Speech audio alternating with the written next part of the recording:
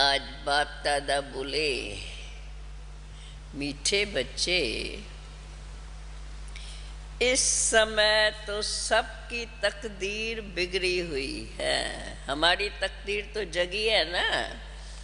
बाबा कहते हैं और सब मनुष्यों की तकदीर तो बिगड़ी हुई है, इसलिए उनको इच्छाएं बनी रहती है, ये हो ऐसी प्राप्ति हो। इस समय सभी की तकदीर बिगड़ी हुई है। क्यों? क्योंकि सभी पतित हैं।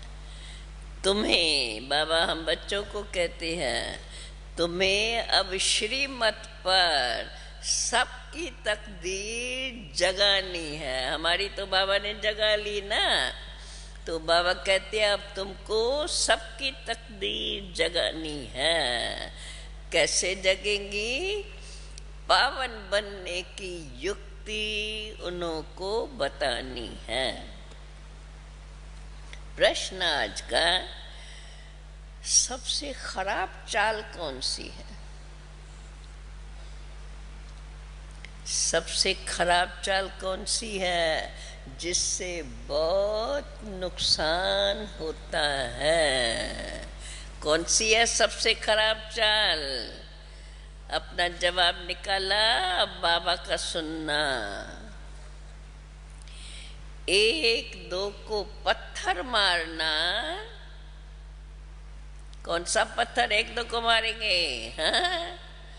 एक दो को पत्थर मारना अर्थात कड़वे बोल बोल करके जख्मी कर देना, ये है सबसे खराब चाल। ये जवाब किसको आया? जिन्होंने सुनी है उसके सिवाय। देखो बाबा का नया नया जवाब होता है ना। भले बातें सब सुनी हुई है, जवाब भी अनेक प्रकार के हैं, पर अब बाबा किस दिन कौन सी बात हमारी विशेष ध्यान पर खिंचवाते हैं, मुरली से हमें उस बात को देखना है। एक दो को पत्थर मारना अर्थात कड़वे बोल बोल करके किसको जख्मी कर देना, ये है सबसे खराब चाल। इससे बहुत नुकसान होता है। बाबा कहते तुम बच्चों को तो अब रूप बसंत बनना है, अच्छी अच्छी मैनर्स धारण करनी है, इसलिए तुम्हारे मुख से सदैव अविनाशी ज्ञान रतन निकलने चाहिए। आत्मा को भी याद से ही रूपवान बनाना है, और बाप जो तुम्हें ज्ञान रतन देते हैं उनका दान करते रहना है। बहुत मीठे मीठे बोल बोलने हैं। कड़वे बोल बोलने वाले से किनारा कर लेना चाहिए। गीत है, भोलेनाथ से निराला कोई नहीं। बाबा कहते हैं बाप तो सदा भोले ही होते हैं। एक होता है हद का बाप, दूसरा होता है बेहद का बाप। बाप तो होते ही है एक लौकिक, दूसरा परलौकिक। लौकिक बाप को तो सभी जानते हैं, छोटा बड़ा सब जानते हैं। तुम ब्रह्मा लौकिक बाप को भी जानते हो और परलौकिक बाप को भी जानते हो। लौकिक बाप भी भोले ही हैं, भोलानाथ है ना, तो बाबा कहते हैं लौकिक बाप भी भोला ही है, भगवान तो है ही भोलानाथ। बस भगवान को राजी कर दिया तो सारा ही वर्षा दे देता है बच्चों को। लौकिक बाप भी भोले ही हैं, बच्चे पैदा कर उनकी संभाल कर मेहनत करके फिर सब कुछ बच्चे को दे देते हैं। झूठ आद करके भी कमाते हैं, उनकी संभाल कर मेहनत कर फिर सब बच्चे को दे देते हैं कि पिछाड़ी में पुत्र पुत्र सब खाते रहेंगे। तो बाप का देखो बच्चों पर बहुत प्यार होता है। छोटेपन में ही बच्चा बाबा बाबा कहने लग पड़ता है। बाबुल अक्षर बहुत मीठा है। अब तुम बच्चों ने बेहद के बाप को भी जाना है। बेहद के बाप ने तो कमाल कर दी है। कौन सी कमाल की है? कितनी बेहद की नॉलेज बैठ के तुम बच्चों को सुनाई है। लौकिक बाप तो ये सब समझा नहीं सकते। भल धन आदि देते हैं, परंतु बिगड़ी को तो वो बना नहीं सकते ना। बिगड़ी को बनाने वाला एक भगवान भोलानाथ ही है। वो ही कल्प कल्प सर्व की बिगड़ी को बनाने वाला है। सर्व को गति और सद्गति देने वाला। लौकिक बाप टीचर गुरु हमको बेहद का मालिक नहीं बना सकते हैं। बेहद के बाप को जानना और रचना के आदि मध्यांत को जानना, ये और कोई भी नहीं जानता है। और बाबा कहते हैं तुम्हारे में भी नंबरवार पुरुषार्थ अनुसार ही बच्चों के बुद्धि में है कि ये सारा बेहद का चक्कर कैसे फिरता रहता है। बच्चे जानते हैं कि ये बना बनाया ड्रामा है। बाप ने तो हमें पूरी नॉलेज दे दी है, वही हमें पुरुषार्थ कराते हैं। ये बना बनाया ड्रामा है। ड्रामा में जो कुछ बना हुआ है तो हम पुरुषार्थ करते हैं तो पता चलता है क्या क्या ड्रामा में बना हुआ है। हम पुरुषार्थ जरूर करेंगे। कल्प कल्प जैसे श्रीमत पर पुरुषार्थ किया था, वैसे ही अब भी हर एक कर रहे हैं। अपनी बिगड़ी को बना रहे हैं। देखते हैं बहुत बहनें और भाई सब बिगड़ी को बनाने के लिए पुरुषार्थ में लगे हुए हैं। भारतवासी एक तरफ पुकारते भी हैं, हे बिगड़ी को बनाने वाले, हे पतित पावन आओ। देखो रावण आकर के बिगाड़ता है, जिससे ही तो अभी धर्म भ्रष्ट कर्म भ्रष्ट बन पड़े हैं। अभी बाबा कहते तुम बच्चों ने जाना है, अब ये सब जानकारी तुम्हें बाप ने आकर के दी है। मनुष्य सृष्टि का नाम कल्प वृक्ष भी कहा जाता है। ये बहुत नामी ग्रामी नाम है, जिसका राज अभी बाप ने तुम्हें समझाया है। और जिन्होंने अच्छी रीत से ध्यान दिया होगा तो बुद्धि में बैठ गया होगा। मनुष्य लोग जब तुम्हारे चित्र देखते हैं, हमारे ये त्रिमूर्ति झार और गोला जब देखते हैं तो कहते हैं ये तो इन्हों की कल्पना है। 5000 वर्ष का एक कल्प वृक्ष बना दिया है। हम तो इस पर बहुत अच्छी रीत समझाते हैं। कल्प वृक्ष जिसका बनियन ट्री के साथ भी मुकाबला करते हैं, मिसाल देते हैं ना, हम उसका समझाते हैं। देखो आदि सनातन पहले पहले देवी देवता धर्म था, वो देवी देवता धर्म अब प्राय लोप हो गया है। सृष्टि तो बढ़ती गई है, झार वृद्धि को पाता जाता है, पर जो शुरू में फाउंडेशन में देवी देवता धर्म था, अब कोई भी अपने को देवी देवता धर्म वाला नहीं मानते हैं। समझाते हैं आदि सनातन देवी देवता धर्म था, अब वो प्राय लोप है। ड्रामा प्लान अनुसार और सब धर्म है, बाकी एक देवता धर्म ही कोई नहीं अपने को कहता है। हिस्ट्री ज्योग्राफी जो मुख्य स्वर्ग की गाई जाती है, अब फिर से वही रिपीट होनी है। वो सबसे अच्छी हिस्ट्री ज्योग्राफी बाबा कहते हैं है ही स्वर्ग की।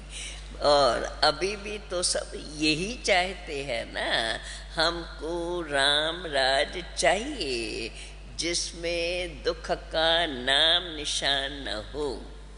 क्यों? अभी तो है रावण का राज, परंतु ये कोई भी समझते नहीं है कि अब रावण का राज है, अर्थात हम भी रावण बन गए हैं। ये सब बातें बाबा कहते अभी तुम बच्चों के बुद्धि में है। बाकी मनुष्यों को तो इन सब बातों का कहते रहते हैं, पर कुछ जानकारी नहीं है।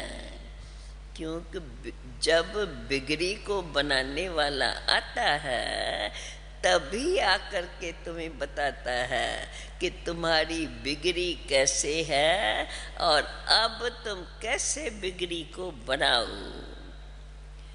पतित को कहेंगे बिगड़ी हुई, हमारी बुद्धि अथवा तकदीर कैसे बिगड़ी हुई थी, ये अभी तुम बच्चे जानते हो। देखो अब मनुष्यों की रस्म रवाज देखो कैसी है। कहेंगे जैसे रावण की ही तो है, वही उनमें 5 विकार, क्रोध से बोलना, करवा बोलना, ये सब उन्हों की चाल है। और तुम्हारी, बाबा कहते तुम्हारी रस्म रवाज है राम की, पर राम कोई त्रेता वाला नहीं। उसने तो कोई थोड़े ही बैठ के गीता सुनाई थी। देखो आजकल विदेश में भी रामायण आज सुनाते हैं। कोई कोई तो गेरू कफनी पहन कर भी कुटियाओं में जाकर रहते हैं। अभी बाबा कहते तुम बच्चों को कोई कुटियाओं आदि में जाके नहीं रहना है। कुटिया में थोड़ी कब पाठशाला होती है, वहाँ तो जाके फकीर, कुटिया में तो जाके फकीर लोग रहते हैं। तुम्हारी तो ये है पढ़ाई, परंतु अब ये है नई गवर्नमेंट, इसलिए जो हमको बाप पढ़ा रहे हैं, नई राजधानी स्थापन कर रहे हैं, तो बाबा कहते ये है नई गवर्नमेंट, इसलिए कोई समझ नहीं सकते हैं कि आखिर भी तुम बच्चे कौन हो। एक मिनिस्टर को समझाओ तो दूसरा उनको कहेगा तुम तो बुद्धू हो, कभी ये बातें थोड़ी ही सुनी थी, ये सब ऐसे ही कल्पना है। क्योंकि ये तो बिल्कुल नई बातें हैं। बाबा तुम्हें समझाते रहते हैं। तो बाबा कहते हैं तुम भी जो जो चित्रों में लिखते हो कहाँ कहाँ, फिर उसको करेक्ट भी करते जाओ। ब्रह्मा कुमारियों के आगे प्रजापिता ब्रह्मा जरूर नाम लिखना चाहिए, क्योंकि प्रजापिता कहने से बाप सिद्ध हो जाता है। हम देखो उन्हों से हम प्रश्न ही पूछते हैं ना, बताओ प्रजापिता ब्रह्मा से तुम्हारा क्या संबंध है, क्योंकि ब्रह्मा नाम तो बहुतों का है, तो केवल ब्रह्मा लिखने से उन्हों का ध्यान पिता के तरफ नहीं जाएगा। कोई फीमेल का नाम भी ब्रह्मा है, प्रजापिता, बाकी प्रजापिता तो नाम किसका भी नहीं होता है। इसलिए ब्रह्मा के आगे प्रजापिता अक्षर लिखना बहुत जरूरी है। प्रजापिता आदि देव कहते हैं ना, परंतु आदि देव का यथार्थ अर्थ कोई समझते नहीं है। तो प्रजापिता तो जरूर, जब प्रजापिता कहेंगे तो जरूर वो यहाँ ही होना चाहिए ना, सृष्टि पर ही होना चाहिए ना। आदि देव ब्रह्मा, फिर वो ब्रह्मा तो सूक्ष्म वतन का हो जाता है। आदि अर्थात शुरुआत का प्रजापिता ब्रह्मा और फिर उनके साथ बेटी सरस्वती। सूक्ष्म वतन में तो बेटी हो नहीं सकती। रचता तो यहाँ ही है ना, रचना यहाँ सृष्टि पर ही तो आकर के रचेगा। अब बाबा कहते इन सब गुह्य बातों को विशाल बुद्धि वाले ही ठीक रीति से धारण कर सकते हैं। धारणा के साथ फिर मैनर्स भी चाहिए। जो कोई भी देखे तो तुम्हारे मैनर्स को देख करके खुश हो जाए। तुम्हारा बोल जो निकलते हैं उनको ऐसे बोल निकले मीठे जो उनको रतन कहा जाता है। क्योंकि ये ज्ञान रतन जो बाप हमें देते हैं उनको ज्ञान रतन कहा जाता है। बाप तो है रूप और बसंत।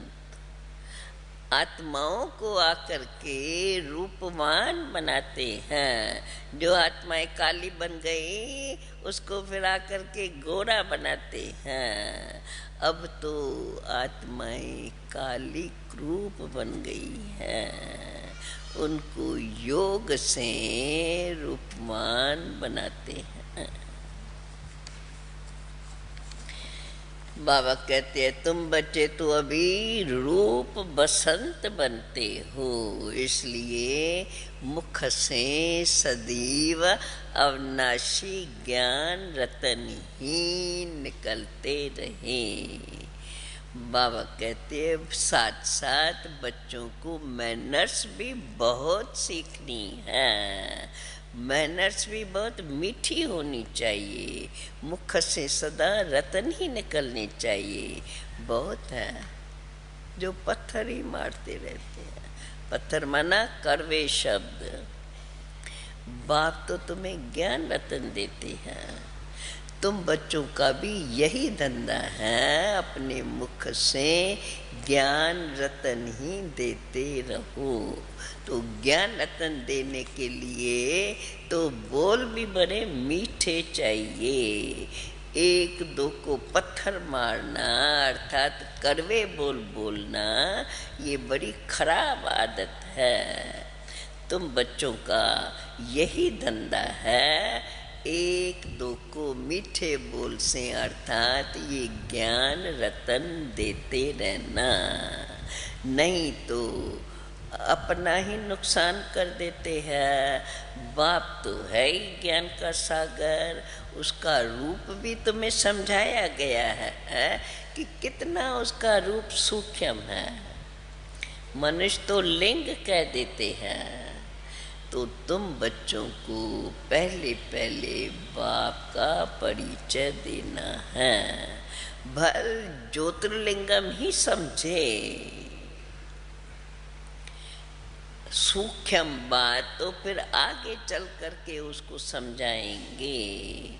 फिर पूछना होता है आत्मा का रूप क्या है। पहले बाप का परिचय दो, फिर पूछो आत्मा का रूप क्या है। ये तो सब कहते हैं, मानते हैं। बिरकुटी के बीच में चमकता है अजब सितारा, तो जरूर छोटी ही होंगी ना। बड़ा लिंग तो यहाँ बैठ न सके। अगर बड़ा लिंग यहाँ है तो फिर तो इतना गोला बन जाए। पहले इसलिए बाबा कहते तुम बच्चों को पहले बाप और बच्चे का संबंध बुद्धि में बिठाना चाहिए। वो तो है बेहद का बाप। अब ये ब्रह्मा कहाँ से आता है? बाप आकर के इनको एडॉप्ट करते हैं, अर्थात इसमें प्रवेश करते हैं। तुम्हारी एडॉप्शन अलग है। ब्रह्मा कुमार और कुमारियाँ, तुम्हारी एडॉप्शन अलग है, इनकी एडॉप्शन अलग है। बाप इसमें प्रवेश करते हैं।